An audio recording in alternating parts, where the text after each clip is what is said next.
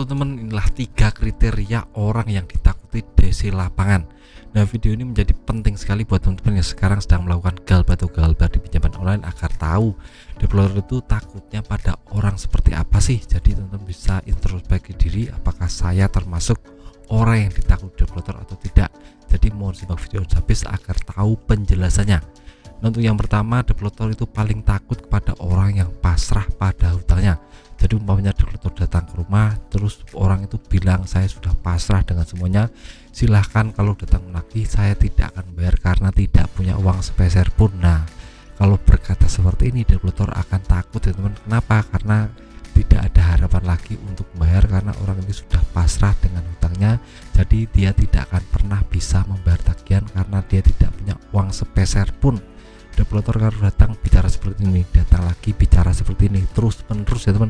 Dan developer akan pusing sendiri, akan malu sendiri, akan kecewa dengan ini karena ya dia sudah mengambilkan bensin untuk datang ke rumah, meluangkan waktu, tapi dijawab seperti itu terus.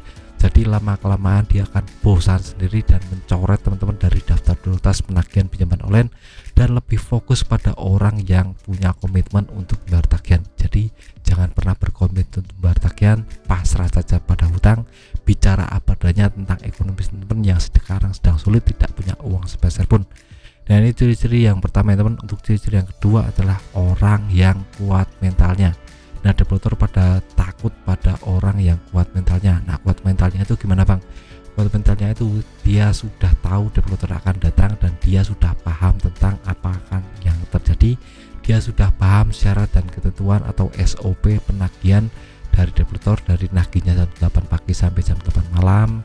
Hak dan kewajiban developer dia tahu, dan apa-apa yang tidak boleh developer lakukan kepada dia sudah tahu tentang masalah ini. Tidak boleh berbuat anarkis, tidak boleh melakukan hal-hal kasar atau bertindak di luar prediksi manusia teman. Jadi umpamanya dia malah melakukan hal sesuatu yang tidak bagus, itu langsung panggil security, panggil Pak RT Pak RW untuk mengamankan dia karena dia sudah melakukan hal yang buruk kepada teman-teman. Jadi orang yang kuat mentalnya seperti ini akan ditakuti developer ya teman.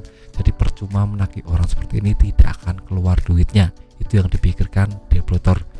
Nah, untuk yang terakhir, developer akan takut menagih orang yang suka tentang keributan.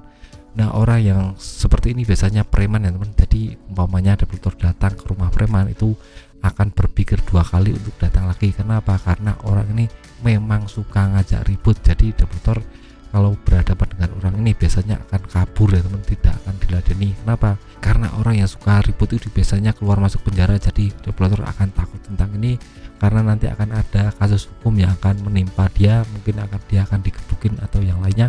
Itu bisa imbasnya buruk sekali. Jadi developer menghindari hal ini, lebih baik kepada orang-orang yang wajar saja, orang-orang yang normal saja ditagihnya, tidak kepada orang yang suka ribut-ribut seperti ini.